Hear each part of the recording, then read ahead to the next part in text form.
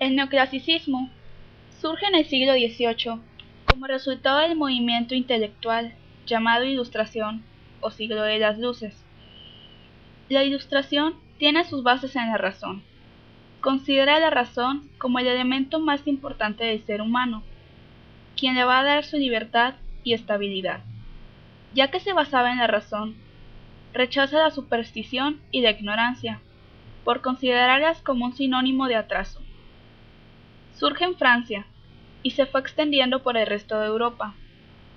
Fue introducido en España ya que la dinastía Borbón de origen francés le abrió las puertas. Durante este movimiento, el sistema político era el despotismo ilustrado. Esto significa que los reyes gobernaban sin límites. Esto ayudó en parte porque los monarcas contribuyeron al enriquecimiento de los países en nivel cultural. Lo anterior, gracias a que le brindaban un bienestar al pueblo y una educación básica, pero en ningún momento excesiva, que permitía un nivel cultural estable y aumentaban las posibilidades económicas de los más desfavorecidos y se conseguía un beneficio a largo plazo para el Estado. Los ilustrados criticaban y desaprobaban su sociedad y política, pero no pretendieron que los cambios se dieran por el lado revolucionario. Confiaban más en el lado pacífico, para educar a las masas no ilustradas. Algunos monarcas aceptaron las propuestas de la Ilustración y dieron paso al absolutismo ilustrado. En España se crearon la Biblioteca Nacional, la Real Academia de la Historia, la Real Academia Española, el Museo del Prado y el Jardín Botánico. La obra más importante de este periodo es la Enciclopedia, escrita por Denis Diderot y de Alembert.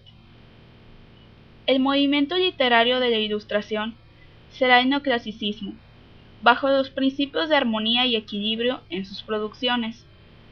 Va a rechazar todos los excesos del barroco. Sus obras van a reflejar exactamente la realidad. El hombre es seducido por el pasado. Él no desea ver el contexto histórico, político y social que le ha tocado vivir. Desea retomar y volver a vivir lo pasado. Esto lo va a dejar ver de manera muy clara en sus obras. Va a manifestar su visión crítica de lo que sucede a su alrededor, y resultado del anterior, da una intención didáctica en sus escritos. Las características principales de las obras neoclásicas es el predominio de la razón. No se mezclan los sentimientos. Su carácter es impersonal y colectivo.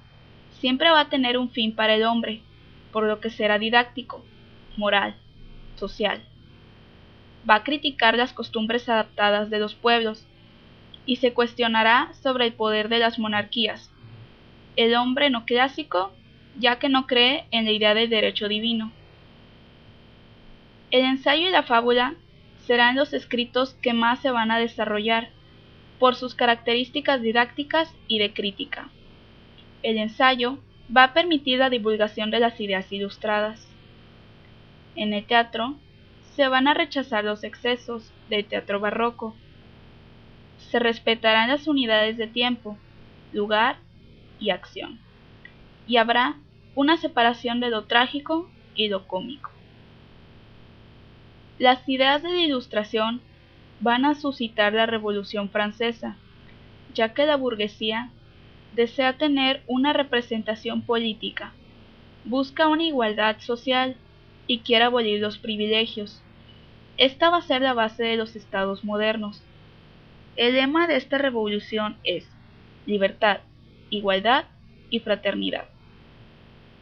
Algunos de los autores más importantes y sobresalientes en Francia son Montesquieu, escribe el tratado político El espíritu de las leyes, en la que marca la separación de los poderes.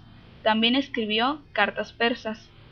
Voltaire, con su obra Cándido, muestra sus ideas en contra de la intervención divina en los acontecimientos humanos. La filosofía que dice que el hombre es bueno por naturaleza y es la sociedad quien lo cambia, es obra de Rousseau, quien en uno de sus máximos exponentes de la Ilustración, una de sus obras más importantes es Emilio.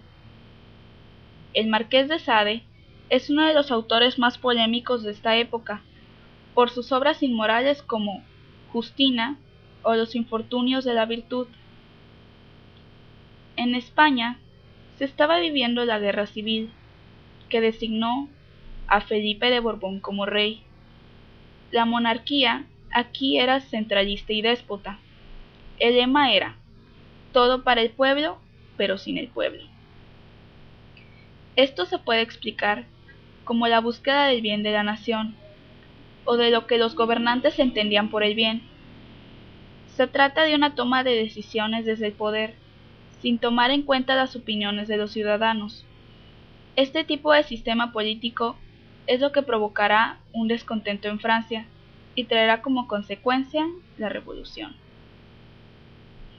El ensayo va a permitir la divulgación de textos críticos, y en el teatro español se va a imponer la perspectiva clásica rechazando los excesos del barroco. José Caldazo es uno de los autores más importantes. Sus escritos reflejan una sátira social muy original. Sus ensayos más importantes son Cartas Marruecas y Noches Lúgubres. Benito Jerónimo Feijoo habla de la filosofía y de problemas cotidianos, como en su obra Teatro Crítico Universal. El autor, Gaspar Melchor de Jovellanos, muestra una gran sensibilidad de crítica. También habla de política y reforma social.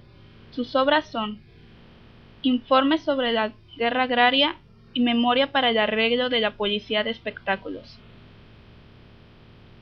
Tomás de Iriarte se especializó en las fábulas. Sus obras son El señorito mimado y La señorita mimada. También se prohíben las comedias de los santos y de magia. Surgieron la tragedia y el sainete. En la tragedia se tocan temas de ambientes históricos nacionales y la lucha por la libertad. En los sainetes se representaban cómicamente las costumbres del pueblo. Dentro del teatro español existe la unidad del tiempo y espacio. Se separa lo trágico de lo cómico, y hay realismo en las acciones que se presentan. La literatura neoclásica en Inglaterra se divide en tres tipos: la Edad Augusta, la literatura burguesa y el prerromanticismo. La Edad Augusta tiene raíces clásicas. Sus escritos hablan generalmente de viajes, que fue un medio para criticar la propia realidad desde diversos puntos de vista. Los autores más importantes son Daniel Defoe, Jonathan Swift y Alexander Pope. Daniel Defoe escribió novelas picarescas y de aventuras. Su más conocida es Robinson Crusoe. Jonathan Swift escribió la primera parodia. Este autor tiene un espíritu satírico, lo demuestra en sus obras como Los viajes de Gulliver. Alexander Pope tradujo la Ilíada, se inspiró en Virgilio y escribió ensayos sobre la crítica y ensayos sobre el hombre. La novela burguesa era más moderna. Sus temas son amorosos y burgueses. Sus máximos representantes son Samuel Richardson. Sus novelas son alegres y con finales felices, como su libro Pamela y la virtud. Henry Fielding tiene una inspiración en Cervantes. Su novela más conocida es Tom Jones. Jane Austen, que culmina la narrativa. En sus obras se observan conflictos psicológicos. Sus obras son Sentido y sensibilidad y Orgullo y prejuicio. Prerromanticismo. Surge en la segunda mitad del siglo. Sus obras tienen un cierto modo medievalista. Su autor más importante es William Blake, con su obra Poesía de Ossian. Sin duda el neoclasicismo dejó una huella imborrable en la historia de la humanidad. Fue el último movimiento universal que influyó en la mayor parte del mundo.